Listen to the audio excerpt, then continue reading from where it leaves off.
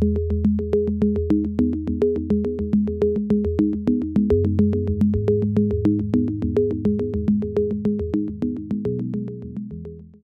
I will go ahead and take you guys on a bit of a tour. I've got a few slides just to set some context, but then I will just go through sort of what Visual Studio Online does now. Everything I'll show you is publicly available because we are in a public preview right now.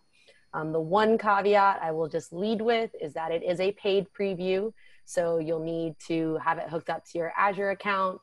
But for those of you who have a Visual Studio Enterprise connection or those free Azure credits, you can use those for the preview as well. And we can get into cost and whatnot in a little bit. Along the way, I know Rob and Justin have seen me present this before, so they know that I love questions. And so if you have any while I'm talking, please feel free to unmute and ask the question. Type it. I don't know if there's like a chat in Zoom or not. Feel free to use the raise your hand button. I am happy to take those questions as we go. I have a question as we're jumping in. Can I use the 90-day free trial in Azure to use Visual Studio Online? The 90-day free trial, the $200 credits, because it should be usually the free. Yes. Yeah. The $200 credits, you can absolutely use those. Perfect. Problem solved. So I can start playing with Visual Studio Online, quote unquote, for free. Exactly. Exactly. I like it. Cool. So with that, why don't I share my screen here and I will show you this quick, fun little PowerPoint. Awesome. So Visual Studio Online Environments, that's my full name. You can find me on Twitter by searching that. My Twitter handle is actually much shorter. It's just Allison_AU because this long name here always gets misspelled and people can never find me. So I shortened it to be easier to find. So let's go ahead and move forward here. I'm like getting my setup. So, you know, I know it's a crazy time for all of us. I'm definitely looking like this at the news. It's my cute little dog, Olive. She is downstairs so that she doesn't bother us. And I'm feeling a little bit like this. I don't know how many of y'all have felt like this with the transition to work from home. Just a little bewildered. But hopefully VSO can make you feel a little bit more happy after like my dog just playing ball. And so I always make the joke, I'll try and keep my foot out of my mouth, and hopefully you will all enjoy what VSO has to offer. So by the end of this whole chat, my goal is to help you understand what VSO is, because I think it's an awesome tool. I want you to help determine whether it'll work for the things that you guys are developing now. And if it doesn't, what can I do and what can my team do to enable the scenarios that are really important for you to be successful with our product? So I'll touch a little bit on sort of how we got here, just for context. I will talk about what VSO is at a high level, and then we'll go just straight into demos, and you can feel free to interrupt me as much as possible during those demos if something doesn't make sense or you want to see just how far VSO can go. So let's talk a little bit about how we decided what VSO would be. So hopefully none of this is too mind-blowing since all y'all are out in the field and developing each and every day. But we've seen the rise of microservices and cloud native development. We've seen way more people doing open and inner source, whereas developers, you're constantly crossing the boundaries of repositories. You might be working in many different code bases at the same time, and each of those might have their own setup or their own set of languages. I know, for example, my team, we work with both the Visual Studio team, the Visual Studio Code team, as well as our own team, which is the service that powers these, this environment creation that I'll talk about. And so each of those have very different setups. Being able to build Visual Studio Code versus Visual Studio versus the service all have vastly different requirements.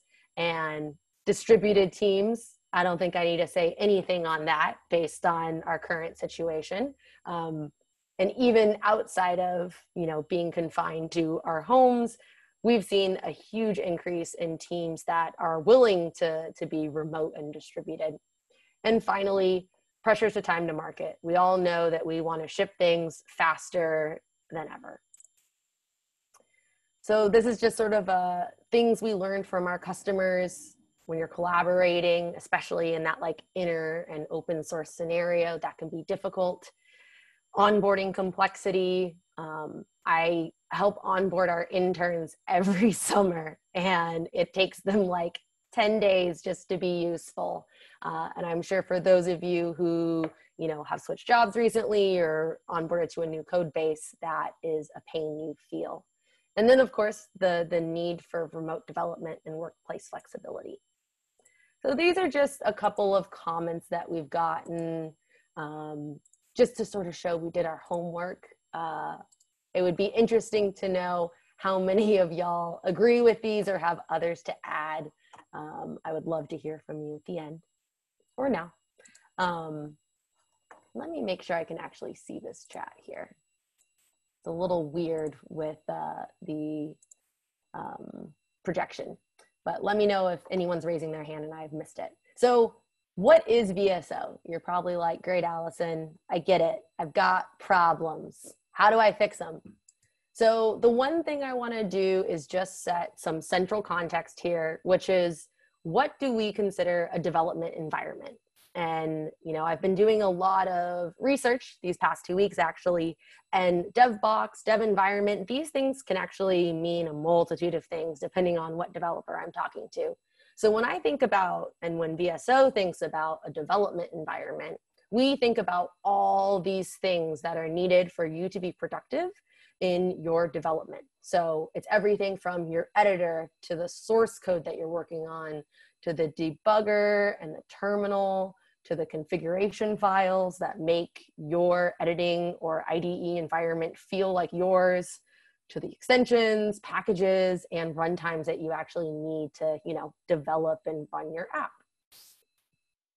And outside of all these things that are, consistent throughout a development environment, there's also you and the project or task that you're working on at this time. So that to us is what we really have at the core of our development environment meaning. So what is VSO? VSO is basically a service that provides fully managed environments for you to get up and running and develop fast. And I think the demo will really help solidify this, but I want to walk through sort of 4 main pillars that we think about when we talk about VSO. So managed environments for any projects. This can be everything from, your classic .NET project to a Python project to Node to whatever you can think of. If you can build it, we can support it.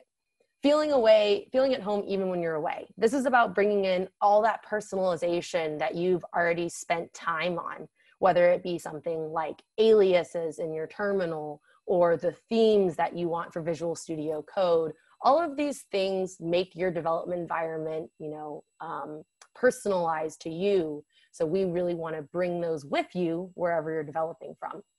Develop from anywhere is about providing you the tools to develop, whether you are on an iPad, on a train, versus on a highly powered, desktop. It's how can we allow you to be productive no matter what tools you have at your disposal. And then finally, a supercharged collaborative development. So this is all about enabling you to, leverage live share in order to collaborate with your teammates really easily, whether that's including IntelliCode, which is all about leveraging the power of the community to provide, these AI enhanced tools within the environment. So those are sort of the 4 pillars we think about that we really try to deliver in Visual Studio Online. So let's actually see what Visual Studio Online does. But first, I will pause. Are there any questions or comments? Cool. All right, let's see what VSO can do. So I've got this repository here, which is just a demo app that my co-PM made. And it's this baseball tracker app. And I've got a great thing to notice here is that it requires Node and MongoDB. And the thing is, I do not have that installed on my local machine right now. And I really don't want to clutter my local machine with a bunch of, languages and things that I only need for a singular demo that I do maybe, once a month. And that demo can constantly change. So I don't want to have to worry about figuring out how they're all going to play together on my local machine. So what I'm going to do is I'm going to go over to Visual Studio Code. And then here in my extensions, if I go over here and load them up, you'll notice that I have this Visual Studio Online extension that I've installed. So effectively, all I have is Visual Studio Code, I have LiveShare installed, and I have Visual Studio Online. So Visual Studio Online is what's going to allow me to create this remote environment and connect to it. So what I'm going to do here is go to this viewlet of the remote connections for Visual Studio Online. I'm going to hit the Create New Environment button. And what it's going to do is ask me what default settings I would like. So one really cool thing here is you have the ability to choose two customizations from the get-go for your environment. So the first one is, let me provide this repository name and then it'll let me choose. So we'll do NickMD23, ballpark, the dash. So I provide the repository. In this case, it's just the username from GitHub and the repository because we have really great support for GitHub repositories here. You could also do any full Git URL. So it doesn't matter where it's hosted, whether it's Azure DevOps, whether it's on a private instance somewhere that you have access to. As long as you have a full Git URL, we can leverage that to build your environment. So I'll choose that. I'll choose a name for it, which it suggests one for me. And then you've got the ability to choose what sort of machine you want. So in this case, we've got this standard Linux machine, which is 4 cores and 8 gigs. You also have a premium one if you want to be able to do something a little more high powered. Here you'll see I've got some dog food ones. We are releasing Windows environments relatively soon. So for those of you who want a Windows environment, you can get those very soon. I'm going to go ahead and choose just the standard one. Oh no. All right. Something weird happened there. Let me do this again real fast. I'll just choose the default one. The other setting that it would allow you to choose is the suspension policy. So as I mentioned, this is a paid preview and we charge you by the second. And so we actually have suspension policies built in to each of your environments so that we're trying to save you money. And you can choose a 5-minute suspension policy, half an hour, 2 hours, or never if you would really like this to be on all the time. All right, spelled everything right, got this. I like keep hitting the Zoom recording button there. And let me do tracker. Cool, so you'll notice down here, it's gonna go ahead and create an environment off of that ballpark tracker. But because I came prepared, I already have one created from this same repository so that we don't have to wait for the environment to create.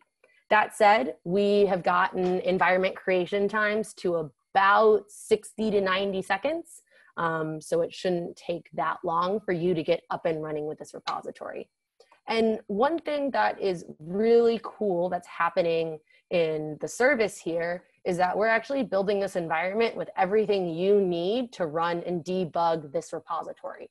So we have a standard base image that we use that is optimized for web development. So it's got Python, it's got PHP, .NET Core, it's got all these great things to allow you to, for those of you who are doing web dev, it's super optimized. But you also have full configurability of this environment. So in this dev container JSON, it allows you to choose the Visual Studio Code extensions that you'd like installed. And this repository doesn't utilize it, but you can also leverage a Docker file. So for those of you who are already using containers and have a repository that has a Docker file that it's leveraging, you can just throw that into the devcontainer.json, and we will build your environment using that Docker file so that it's exactly as you'd want. This is especially great for those of you who also do who have anything that is open source and you want to make it easier for people to contribute to. You can just define the dev container JSON exactly as you'd need, and then all people have to do is point to the repository and we'll build the environment for them. I thought I heard someone unmute, but I wasn't sure. Okay, no questions. Cool. Cool, so that is our extensions there. So here we are connected to that remote environment. Was that a sound of a raising hand? I heard a chime. That is the sound of someone joining. Oh, well, welcome, who's ever joining. Welcome to the party. So yeah, this is actually, all of this code lives on that remote environment. So this file system, all this code is not on my local machine. It's actually in that remote environment in the cloud that was created by the Visual Studio Online service. But the really cool thing is you'll notice here, I've got these extensions that were downloaded for this environment. So here you'll see that ESLint one that we asked for in our dev container JSON. I can set breakpoints. I can get, language services here. So I'm getting the little info that I would expect if I had all of this installed and running locally. And even cooler, I can go ahead and run this. So what's gonna happen, it's gonna, oh, shoot. I, unfortunately, apologies, forgot to create an Azure Maps key for this demo. So our maps will not render correctly, but the important part is it uses my local browser on my machine and will actually forward the port. So remember, this instance here, the application is actually running on this remote environment. That's not my local machine, but I can still see the web page running on my local machine, leveraging, Chrome or Edgeium that's installed on my laptop, which is what we see here. And there's usually a cool map here. I apologize. I forgot to build a key for that. But it looks really cool, I swear. So yeah, you can go ahead and run it. If we had breakpoints set here, you could step through, step over. All of those debugging commands that you would expect to work locally all work in the cloud. Other cool things, I mentioned personalization. So if we go here, I've got this .files repo that contains, a bash script. It's got a bunch of personalizations that I use to set up my machine whenever I get a new one.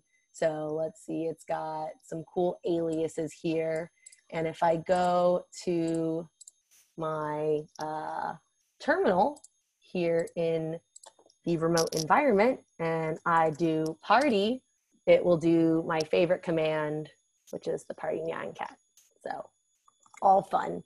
And so I don't even have to do any further setup. It just uses that .files repository and it sets up every environment I create using that .files as a source of truth.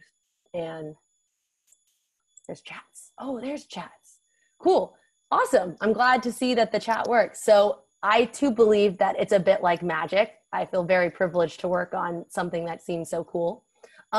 It is running in a remote container. That is the best way to think about it. So we, as part of the service, we manage all of that. It is not available right now to download it for offline use. But I can tell you that is a scenario that I and the product team have thought about as to, can we transition you from maybe a local container to putting it into the cloud to bringing it local if you know you're going to be offline? And how can we make that transition smooth for you? That said, that is quite a ways down the road. If that scenario is super important to you, I would definitely go to our GitHub, which I'll show you at the end. And there might be an issue already tracking it that you can comment on to follow. And if not, feel free to add one so that we can track it. And hello, Mauricio from Mexico. Allison, can I use the dev container to remote into that container just using regular Visual Studio Code on my machine? So right now, because we manage that connection, so you would have to do the Visual Studio Online extension and connect to it from there. If you just have a container that you've set up by yourself, you could use the Visual Studio Code containers extension to connect to that one. But if you've created the environment through VSO, you have to use VSO to connect to it right now. That makes sense. Yeah. Oh. So I could replicate the environment locally using the same devcontainer.json, but I couldn't connect to exactly the same environment. Exactly. So if you, for example, already have experience with containers and you have like the Docker file, you could totally set up your own local instance and connect to it with the Visual Studio Code containers extension.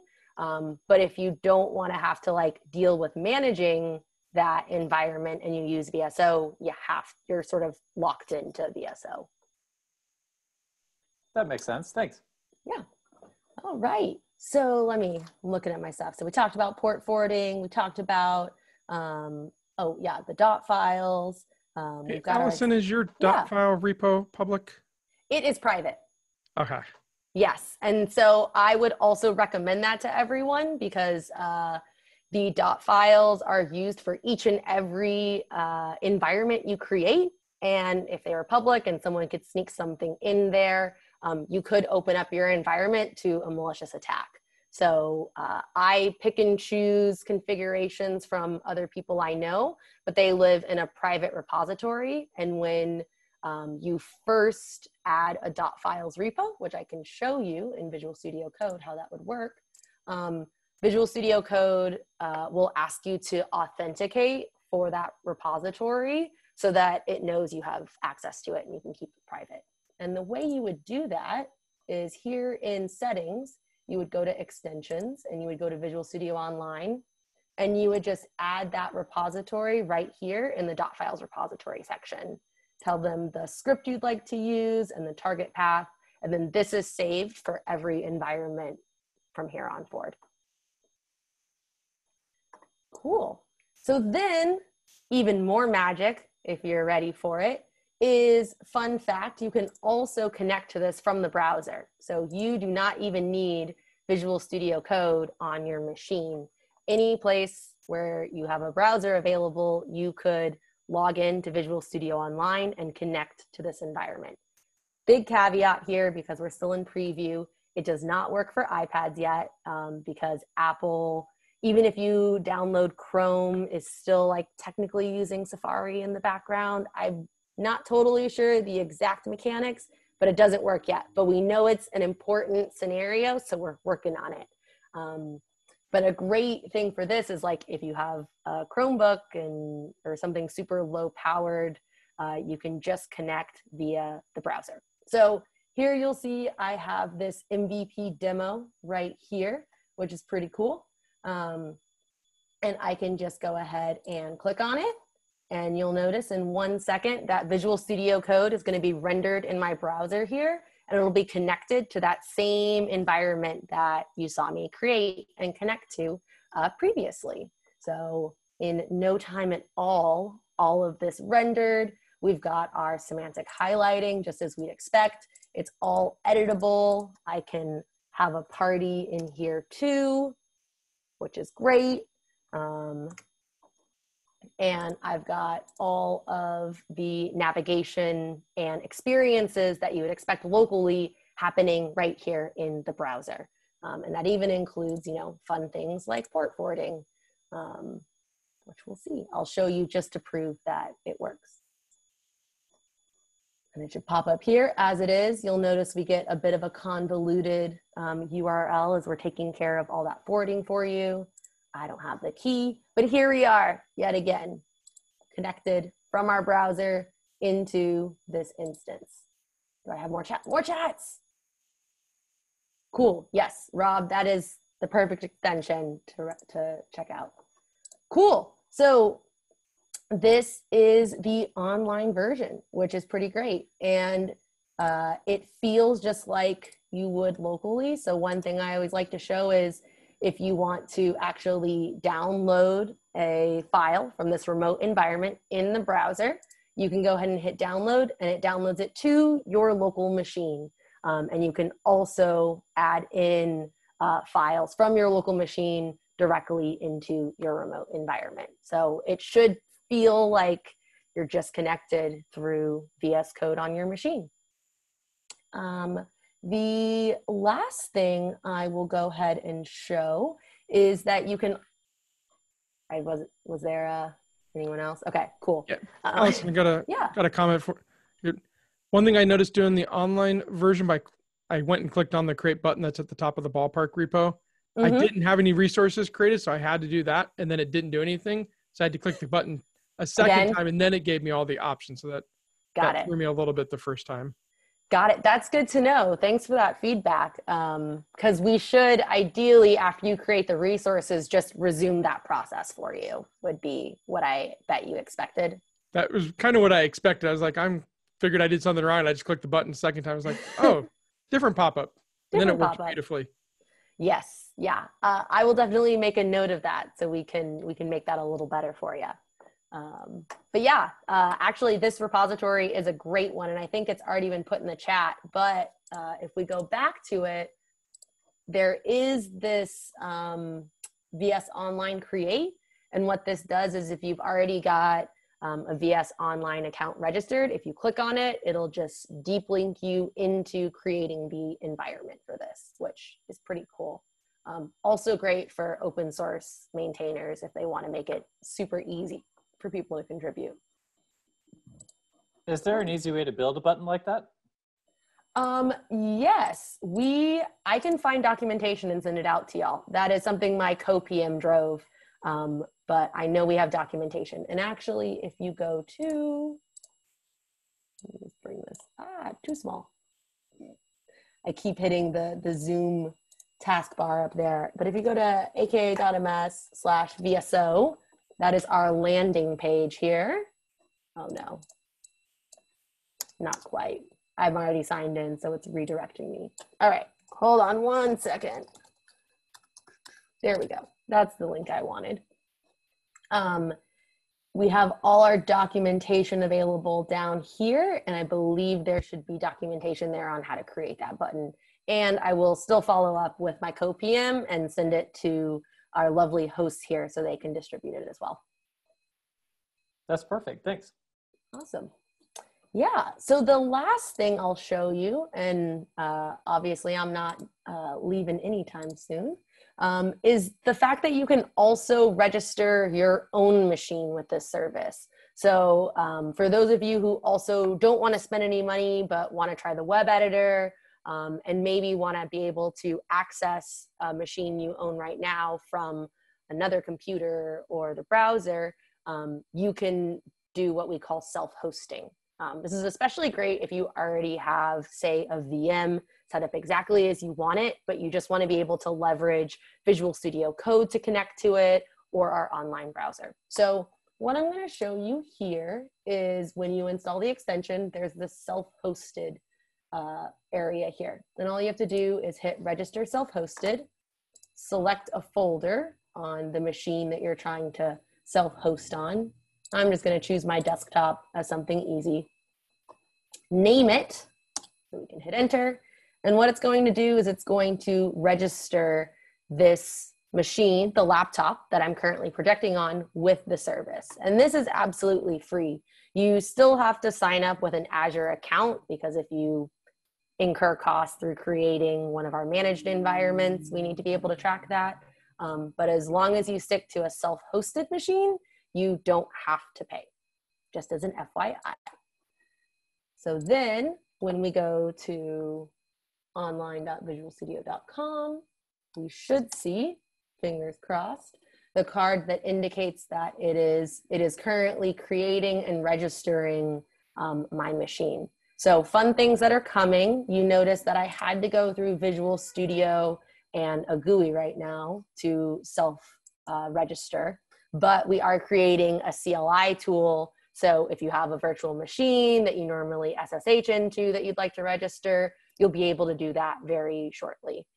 We're also making it a service so that if the virtual machine or your desktop restarts, that it stays registered with the service, because right now the process just dies on shutdown, and so you have to go in and re-register it. But fun modifications coming soon. So it always takes a little while is the unfortunate part. But what I will say is, as soon as it's done registering, what we could do is we could click on this Allison Surface Book machine, and it would have my desktop folder open. And if I were, say, on my work machine or a laptop that was different than the one I'm currently on, I would be able to effectively connect to my laptop through that browser-based editor, or from VS Code and the Visual Studio Code or Visual Studio Online extension from another machine. So that is the big things I had to share. Another cool question. thing. Absolutely. Does my machine need to have a publicly accessible IP to be able to be a remote target this way? Nope. And it just stays private to you, because it would be connected to the account that you've logged into with Visual Studio Online. There was another thought I had here. I've shown a lot with Visual Studio Code. One thing I do want to mention is we are going to start supporting Visual Studio as a client to connect to these environments. And so if you're interested in that, you can sign up for the private preview on our services page here. So you'll actually be able to connect to, say, the environment I just created through Visual Studio. And especially for those of you who are doing Windows development, we know that's a popular thing you'd like to be able to do. As well, for those of you doing, WinForms or WPF, and you've got an application that you need to be able to interact with Azure debugging, we are working on introducing app casting so that we can actually stream your app to your local machine when you're trying to debug or run it. That is also a little ways out, but it is on our roadmap. So I always like to mention it because I know we are web optimized right now, but the application developers are still very near and dear to our heart. Well, let's see if it finished registering. Yes, so it finished registering. I can click on it. And here are all the desktop files, which will just be like a random assortment of folders of like my PowerPoints that I've been working on that probably will not show in VS Code, but we can see. And like I said here, you can always add new files once it finishes loading, add new folders. But this is actually connected to my desktop from the browser. So that is a grand tour of Visual Studio Online. One thing I would love to point out, what's this? Time limit reached. All right. Apparently some weird error, but I will deal with that later. One thing I'd like to point out is if you go to I'll do it here, aka.ms/VSO-issues, it'll drop you on our GitHub issues page. And the best way to engage with the team is really through, there's chat. Perfect. Is through this GitHub. So the engineering team, myself, my co-PM are constantly running through this page, trying to understand what users need, what they want, and maybe where we're dropping the ball as far as experiences. So we've created this high-level feedback area map that goes through all the different things that are on our list right now. We try to keep it updated with things we're working on with this little running man as we're off going to get it. Things that we'd love feedback on are denoted with this question mark. And then things that we finished are obviously checked off. So this is a great way to sort of see what people have already proposed and things we're thinking about before you add new ideas, which we always love. So that is my grand tour of VSO. I will stop sharing my screen here, but I am happy to chat about anything about it, or if you have questions about if something is supported or not. But that's Visual Studio Online. I have a question. Yes. I notice it's Visual Studio and not online, and not Visual Studio Code online. Yes. So Visual Studio in this case represents the brand, not the IDE, which is really confusing. And we are actually considering like a slightly different name because we hear it is not quite the clearest. So right now it'll just be Visual Studio Code in the web browser. Visual Studio will be able to be used to connect to the environments, but you still have to have Visual Studio on your local machine. Maybe in the future we can host Visual Studio in the browser, but I think that's a little ways off. If you need to there's develop... enough MFC in there that is hard. Yeah. If you need to develop against a database in your local network, that's a good question. I'm not 100% sure. I know that we are adding support. We are adding VNet support soon, so that you can like tie your environment to a particular network, which I think would address your case, Marty. But the networking between environments is unfortunately not something I'm like super crisp on. So I can follow up on that. But I think our VNet support would enable a scenario like that. Anything else? Any possibilities of launching an Electron app from within your environment? Something like what I'm particularly thinking of is Cypress for UI testing. I have no idea, but I can figure it out. I tried it. It didn't error, but it also didn't launch the UI. Okay. All right. That I would definitely just log an issue on our GitHub then, because if you tried it and it didn't work, I don't think it should work. Yeah, I was kind of assuming it wouldn't, but I figured I would at least try it.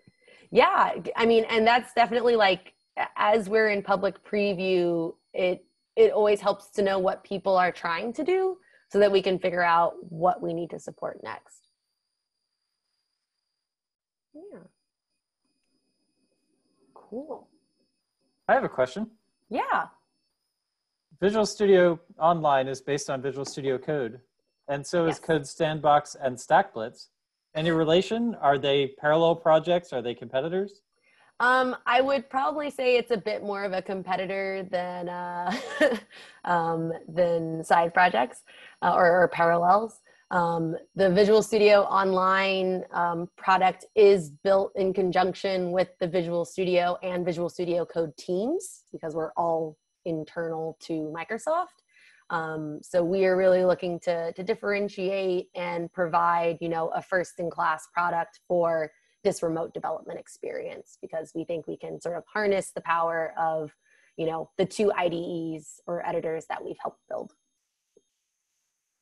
That makes sense. It feels like both StackBlitz and Code Sandbox are really focused on the JavaScript, Node developer. Yeah. And this feels much more generic, where I can go anywhere. I don't need to be, baked into a React app. That's really cool. Yep. And that's really what we want. A lot of the competition we've seen has really focused on like a singular slice of like, web development or a certain slice of development. And one of the big reasons why we added the Dockerfile support was because we wanted to enable you to be productive no matter what application you're building, right? We have these limitations with app casting, but that doesn't mean you can't still like run and like develop for an application regardless of the language or runtimes you need. It's a bit more generic of a solution for sure, and customizable, because we know developers like customization. That's really cool. Are there limits to the extensions that can run inside Visual Studio Online? So for the extensions, we went through the top 100 extensions in the VS Code marketplace, and we tried to make sure, or we made sure that those top 100 all work within Visual Studio Online. because we did that, we're pretty confident that the vast majority of extensions will work. But given the, you know, open nature and community-driven workflow of extensions, we can't guarantee that every extension will work. So I don't personally know of any that don't work right now, but that's sort of the position we've taken. We tried our best to hit the big ones. That makes sense. Is there anything I need to do to get my extensions to persist when I spin up a new environment or when I resume an existing environment? So when you resume an existing environment, your extensions that were installed should be there. As far as ensuring an extension is in every environment you create, unfortunately, you would have to ensure that the dev container JSON for every repo has that extension you want. There actually might be a way to do it with your dot files, but I am not sure. I can follow up on that.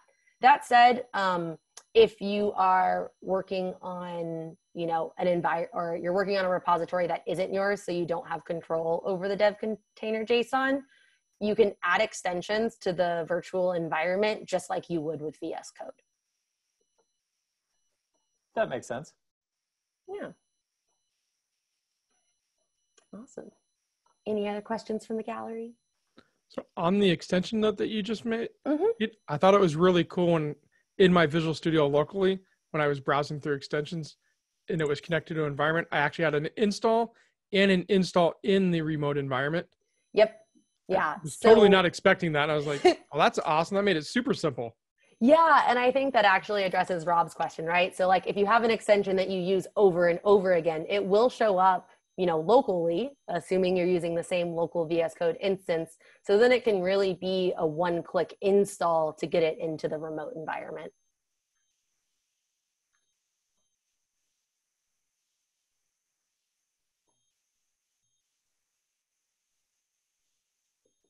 All right. So anything around timelines of when you think the public preview or anything's is going to progress beyond that, or anything you can share? I know you probably have them, but anything you can share? Nothing I can share, unfortunately. We'll be in public preview for, I would say, at least the next couple of months at my guess.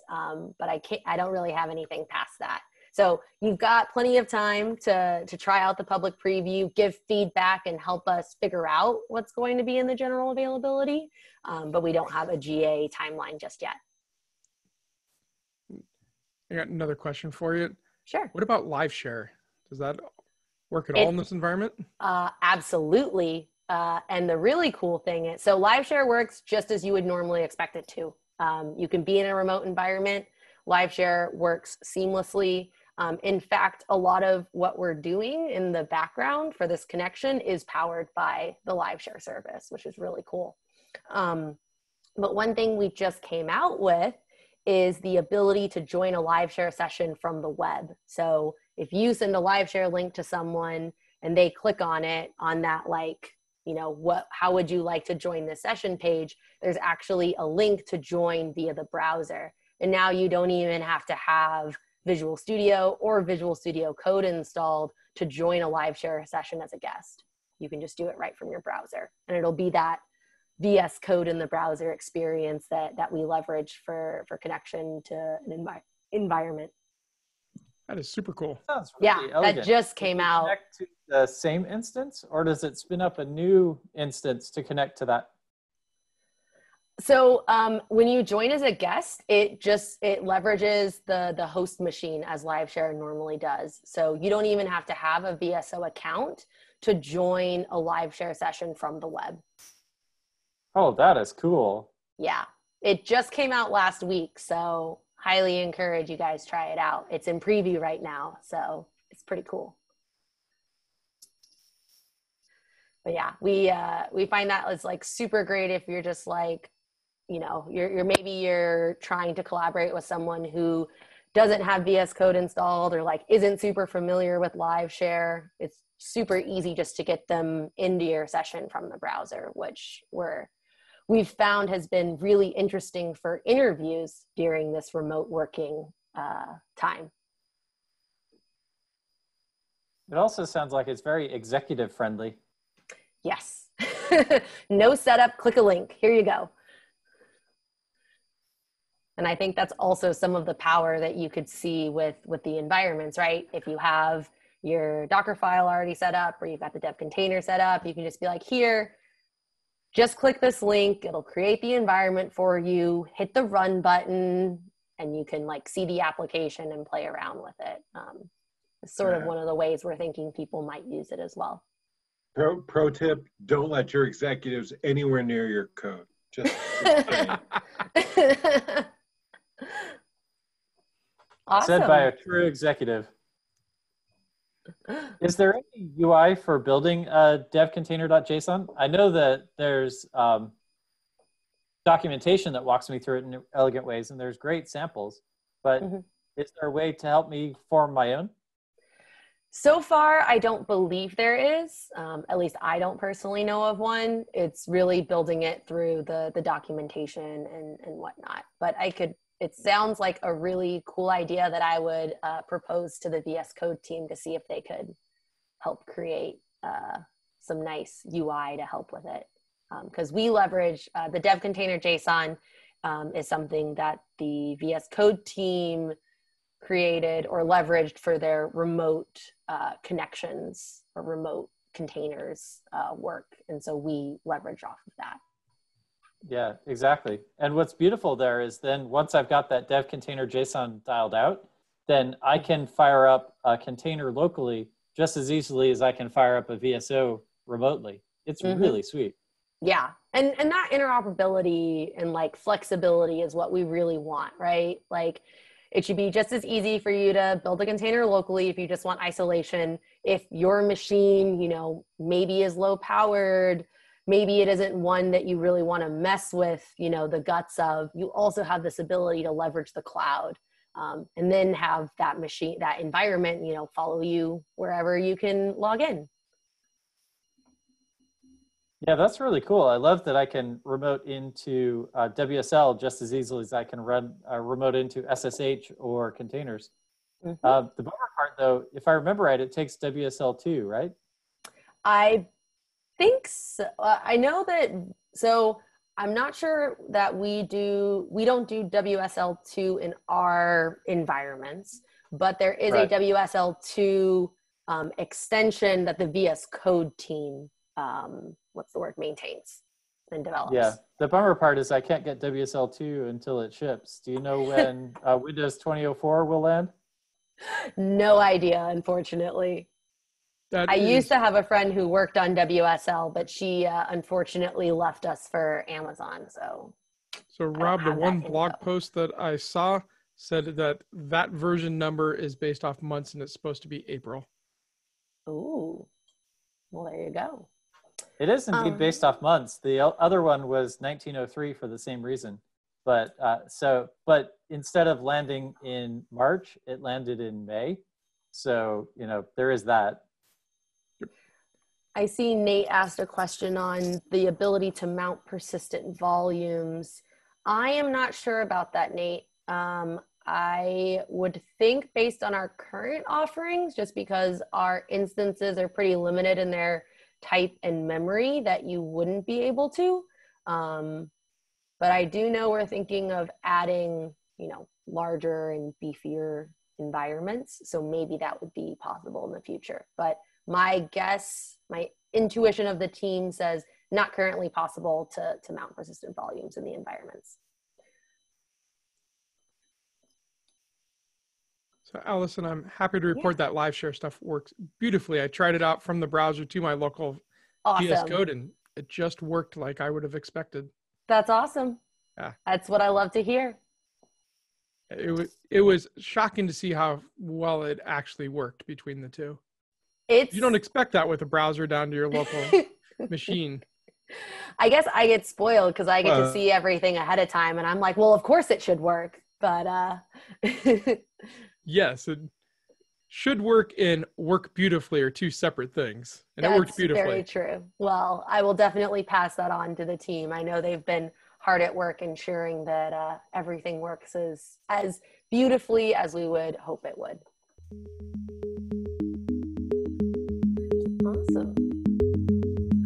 Well, thank you guys all so much for listening. I hope you learned something new that you're excited to try.